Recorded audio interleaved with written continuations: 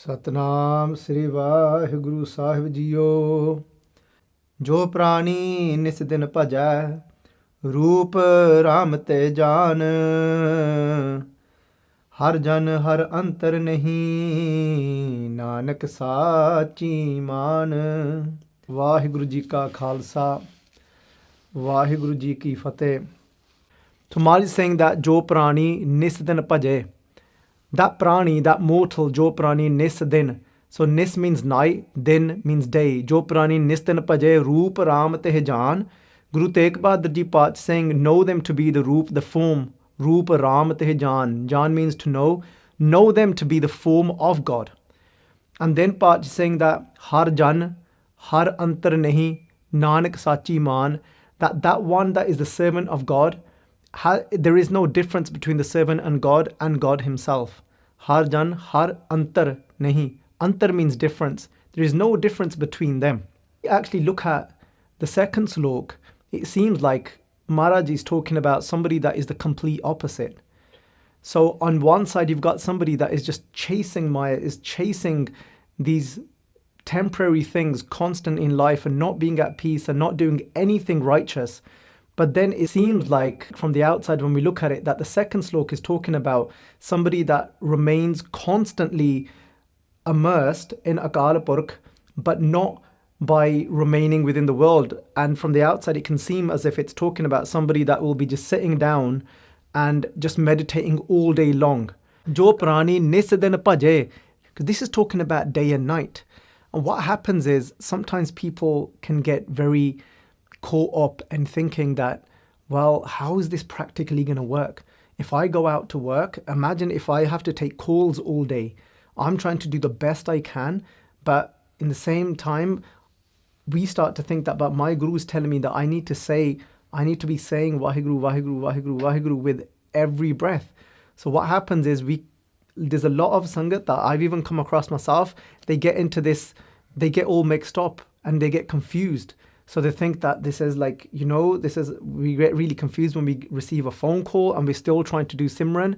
And then, but we feel that we need more time. So what does it then mean to actually then, Bhaja, to be meditating on Vaheguru day and night? Can we look at Guru Nanak Dev Ji Paach Ji's life?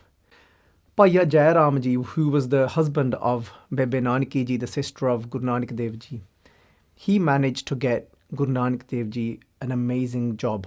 Very often we hear about that Guru Nanak Dev Ji, Jithe Paach ni tera ginaya, and they had this little ration di dukaan where they had this little hut and they sold flour.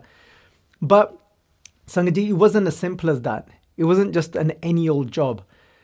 When Guru Nanak Dev Ji Paach Ji started this work, eventually what started to happen was Guru Nanak Dev Ji Paach Ji's business kept growing and building. And it became one of the most popular places to come and get your household food from.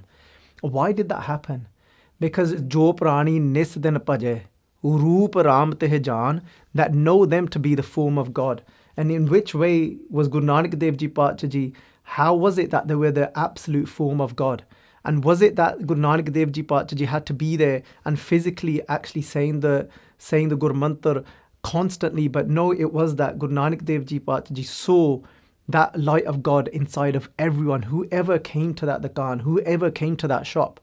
So what Guru Nanak Dev Ji Paach Ji would do was that those that had very little, those that were just about surviving, those that would just about have enough food to get by, or not even enough food to get by, Nanak Dev Ji Paach Ji would weigh in a lot more flour, a lot more grains and lentil for them. Because Guru Nanak Dev Ji saw those, yes, that did have enough money, Guru Nanak Dev Ji, they weighed them, whatever they paid, they gave them that exact amount. But to those others that were in need of more, Guru Nanak Dev Ji Paach Ji weighed and gave them a lot more. And that is, every moment is meditating on Vaheguru. Every moment when you're working so honestly. Why was it then at that point everybody started to come into this shop? Because they know that the other people at the other shops, they weigh things wrong. Instead, they give you less. So whatever you're going to give them, they'll weigh you less and give you less. So when Guru Nanak Dev Ji Paach Ji would take their stones to weigh out the rice and everything else and the lentils and the flour, they'd start putting their stones down. And as they were counting, going from ek, do, then getting to 10, 11, 12, 13. When they got to 13, Guru Nanak Dev Ji Pacha Ji would just remain immersed in 13. And from saying 13, which is with a bindi, they would start saying tera, tera, tera, tera, tera, basically meaning that I am nothing, that everything is yours. Guru Nanak Dev Ji Pacha Ji saying tera, tera, tera was seeing that light of God inside of everyone. And then as they were serving, people started to speak and say, you know what, that Guru Nanak Dev Ji, that person that runs that shop, he is the form of God. And that is possible. How is when they actually start off their day in that way. That's why Guru Sahib Ji has blessed us with Amrit Vela. Just like you start from Amrit Vela, you actually with your rasana, you say Vaheguru, Vaheguru, Vaheguru, but you're not just saying it, you're taking it deep inside of your heart.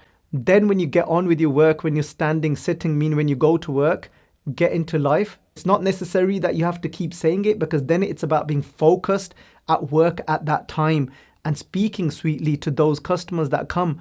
That moment, it's not about getting our head into a muddle and thinking, well, if I'm not saying the word now, then, I'm forgetting Waheguru. No, it's when Waheguru is now, because you said the word with your tongue in the morning and you allow it to go inside deep.